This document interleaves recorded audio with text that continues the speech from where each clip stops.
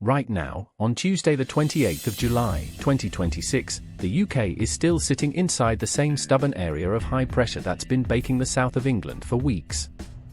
Time Out's own Heatwave briefing, published earlier this month, warned Londoners exactly how hot things would get and when relief might finally arrive, and today that forecast is still the story dominating commuter chat and holiday planning alike.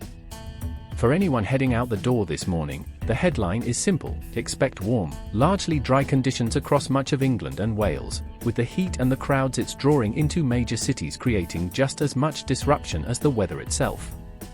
If you're travelling into London today, you're not just checking the sky, you're checking your route planner too. So what's actually changed in the past week?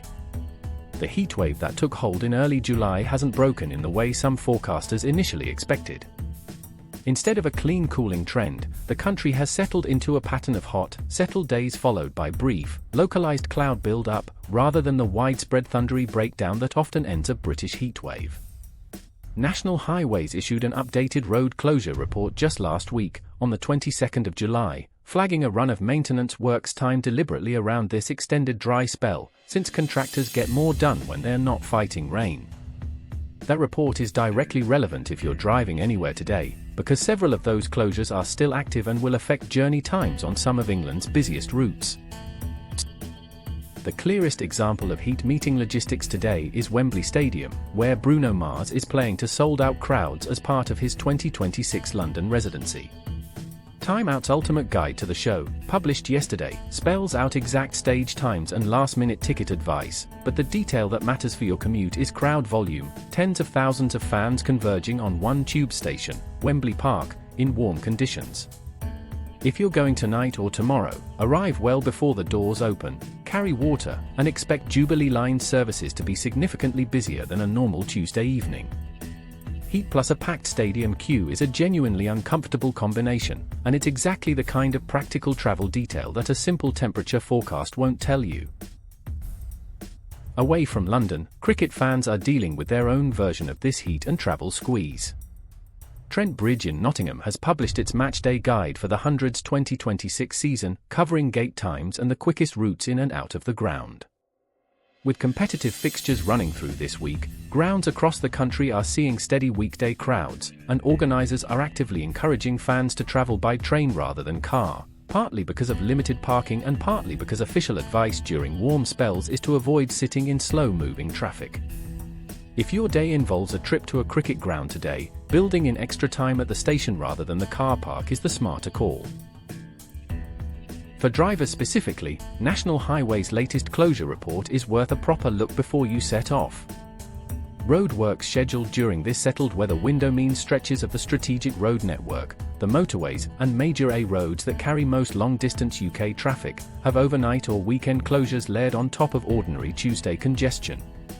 Combine that with heat-related tyre and engine strain on older vehicles, and breakdown services typically report a noticeable uptick in call-outs during extended warm spells like this one.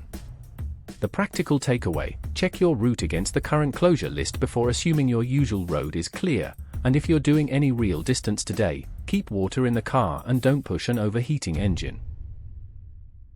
It's also worth flagging that this isn't a uniform national picture. The heat and dry conditions driving today's travel advice are most intense across London, the South East and parts of the Midlands, the same regions covered in Trent Bridge's matchday guide and Wembley Stadium briefing.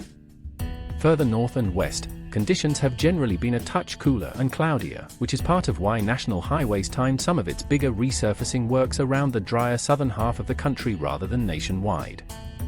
If your journey today crosses from north to south, or vice versa, don't assume the conditions at your starting point match what you'll find at your destination. Rail passengers heading into London from the Midlands or the North today should expect heat-related crowding at termini like Euston and King's Cross to be a bigger practical issue than anything happening with the trains themselves. Looking ahead, there's no clean signal yet for exactly when this dry, warm pattern breaks. What we do know is that settled high pressure tends to bring clear night skies as well as hot days, and BBC Sky at Night's July guide has been pointing stargazers towards a good run of visibility this month, provided low-level cloud stays away, which it largely has done in this current spell. That's a small silver lining if you're stuck outdoors after dark waiting for a heat spike to ease. For daytime travel planning over the next 24 to 48 hours, treat the current setup as a continuation rather than a turning point. Similar road, rail, and event pressures are likely to repeat tomorrow, so today's advice on timing and hydration carries straight over into Wednesday. Pulling it all together, the 28th of July finds the UK in a holding pattern, warm and largely dry, with the real disruption today coming less from the sky itself and more from what that weather is doing to crowds and roads, a sold-out Wembley show, a full cricket calendar at Trent Bridge, and a stack of roadworks timed around the dry spell. If you're traveling anywhere today, the single most useful habit is to check your specific route or venue's own advice rather than relying on a general forecast, because that's where the real delays are hiding. Stay hydrated, build in extra time around major events, and keep an eye on national highways updates if you're driving any distance. That's your UK weather and travel picture for today. Thanks for watching, and I'll see you in the next one.